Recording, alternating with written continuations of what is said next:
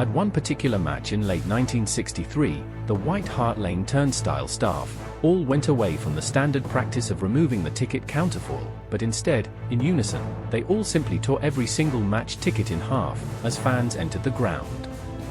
Were they protesting about pay or conditions and using the gesture to make a point?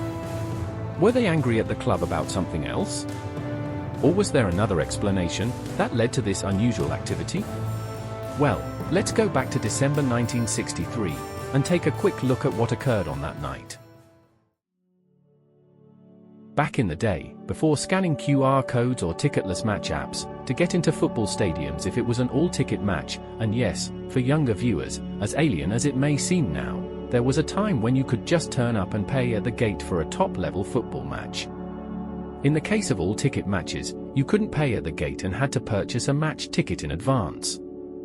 Maybe you did this in person at the ticket office, or you sent a check or postal order to the ticket office and they posted you a ticket. Either way, you received your ticket ahead of the game. The ticket would be made up of two parts, the ticket and the counterfoil.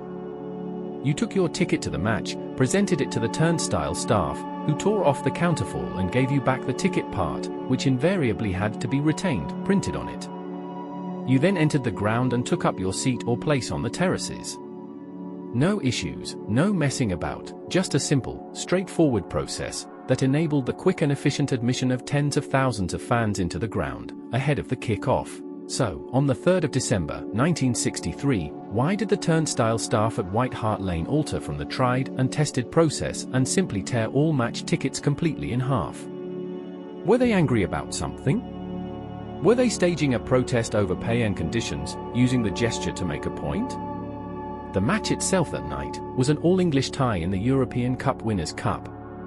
Spurs were the cup holders, having won the cup in the previous May, with a stunning 5-1 victory over Atletico Madrid. Having received a bye in the first round, this was the start of Tottenham's defence, and as had happened the year previous, more exotic foreign teams were hoped for in the draw.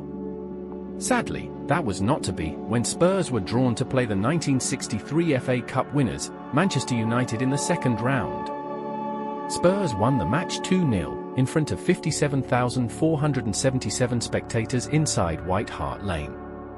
None of those fans, who retained their tickets, went home with a full ticket in their pockets, as every single one presented at the turnstile had been ripped in half. The eagle-eyed amongst you may have spotted, the date on the ticket was November 27, 1963, and here lies the issue.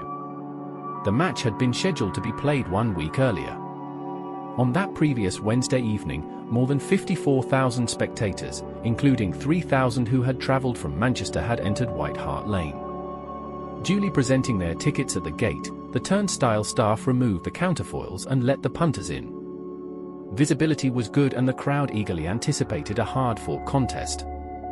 The match was due to kick off at 7:45. However, as the teams came out ahead of kick-off, a thick fog descended in North London, engulfing White Hart Lane.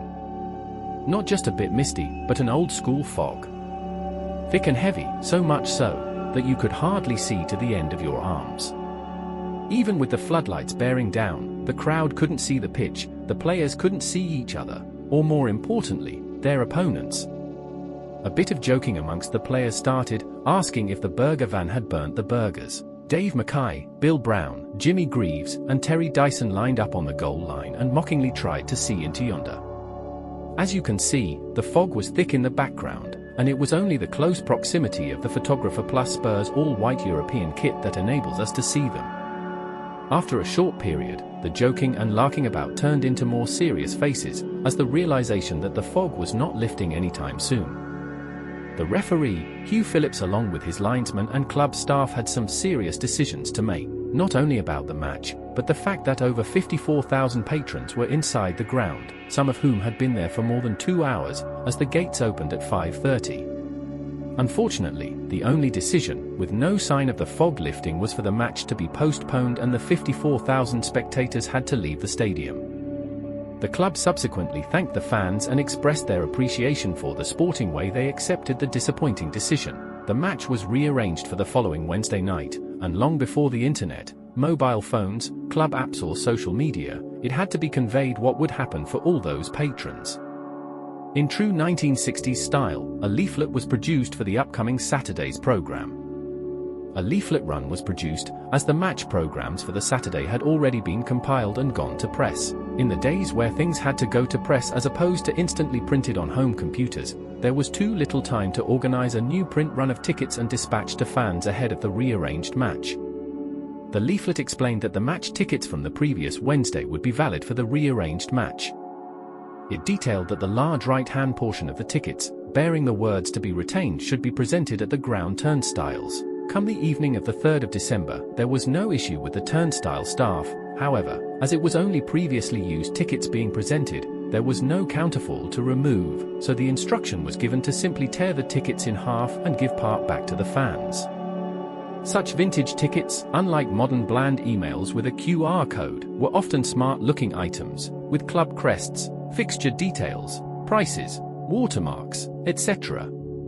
They are now very collectible pieces of memorabilia, not only for the nostalgic memories, but for the era of football they represent. However, if you see a full ticket for this particular fixture, with the 27th of November date, then you know the fan whose ticket it was did not attend the rearranged fixture, either a Manchester fan unable to travel back down, or a Spurs fan that couldn't make the rematch.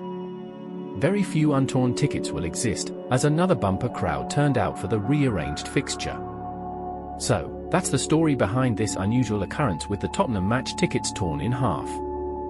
Thanks for watching, and we hoped you liked this little unusual story of Spurs nostalgia.